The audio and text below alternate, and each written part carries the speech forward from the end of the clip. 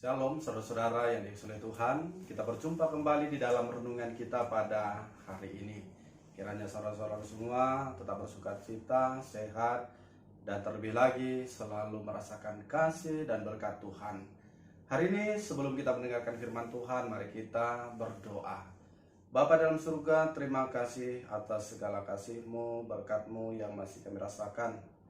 Dan hari Tuhan kami akan kembali merenungkan mendengarkan firman-Mu.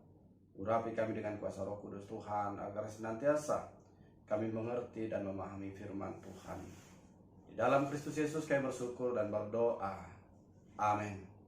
Firman Tuhan pada hari ini dibacakan oleh Uli Malawi. Shalom semuanya. Firman Tuhan pada pagi hari ini diambil dari 1 Petrus 2 ayat 23. Ketika ia dicaci maki, ia tidak membalas dengan mencaci maki. Ketika ia menderita, ia tidak mengancam, tetapi ia menyerahkannya kepada Dia yang menghakimi dengan adil. Demikian firman Tuhan. Shalom. Saudara dikasihi oleh Tuhan, kalau kita ditanya bagaimanakah saudara bisa mengalahkan kejahatan, maka pertanyaan itu bisa dijawab dengan perkataan Paulus yang dicatat di dalam Roma 12 ayatnya yang ke-21, di mana Paulus berkata, "Jangan kamu kalah terhadap kejahatan, tetapi kalahkanlah kejahatan dengan kebaikan." Itulah kata Paulus.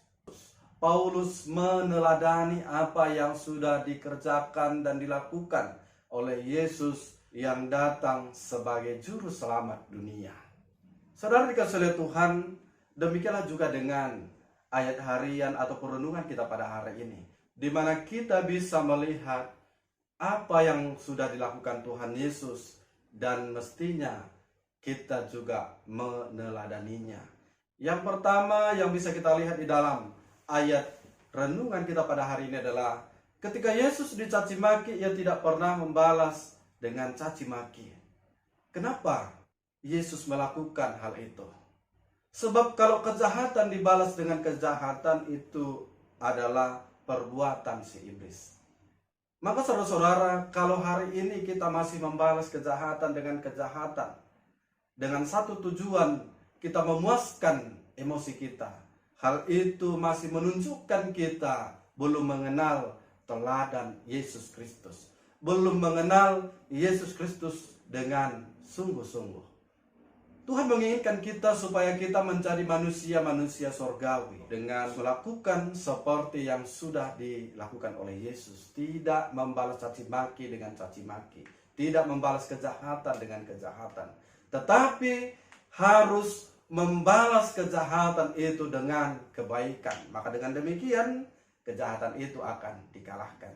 Kemudian yang kedua, ketika Yesus mengalami penderitaan, hidupnya merasa terancam, tetapi dia tidak pernah mengancam balik. Dia tidak menghakimi balik, karena yang dia tahu adalah hanya Allah Bapa yang berhak menghakimi setiap orang. Hanya Allah Bapa yang bisa menjadi hakim yang adil. Maka saudara-saudari dikasihi Tuhan, kalaupun hari ini hak-hak kita merasa terancam, orang-orang tidak menghargai kita, orang-orang menekan kehidupan kita, orang-orang seolah-olah menghakimi kita, jangan pernah merasa bahwa tidak ada yang berpihak kepada kita. Kalau kita serahkan semuanya itu hanya di dalam nama Tuhan kita kepada Bapa kita di surga, maka Bapa itu sendiri yang akan bekerja untuk memberikan keadilan kepada kita. Dan dengan demikian kita akan semakin terlihat seperti anak-anak terang, seperti anak-anak sorgawi. Tujuan kita hidup di tengah-tengah dunia ini adalah supaya kita menjadi manusia-manusia terang, yang bisa bermakna bagi orang lain, yang bisa menunjukkan kebenaran bagi orang lain, kebaikan bagi orang lain. Sekali lagi saudara-saudara terkasih, ikutilah teladan seperti yang dilakukan oleh Tuhan kita Yesus Kristus. Kiranya Tuhan menolong kita. Amin. Mari kita berdoa. Bapa dalam surga, terima kasih buat kebenaran firman-Mu yang mengingatkan kami supaya kami tidak membalas kejahatan dengan kejahatan, caci maki dengan caci maki. Tetapi biarlah Tuhan Engkau menjadi hakim yang adil bagi setiap orang. Bapa di surga, demikianlah pembaca firman Tuhan. Uli Malau, Tuhan memberkati kehidupannya, berikan kesehatan, pekerjaannya, Tuhan berkati. Dan Tuhan selalu menuntun kehidupannya, apapun yang menjadi kerinduan di dalam kehidupannya, Tuhan Kau wujudkan sesuai dengan kehendak Tuhan. Dan Kau berdoa buat orang tuanya, Kau berikan kesehatan juga Bapa. Kau kiranya memelihara kehidupan mereka, panjang umur juga Kau berikan. Dan apapun yang kerjakan usaha-usaha Tuhan memberkati.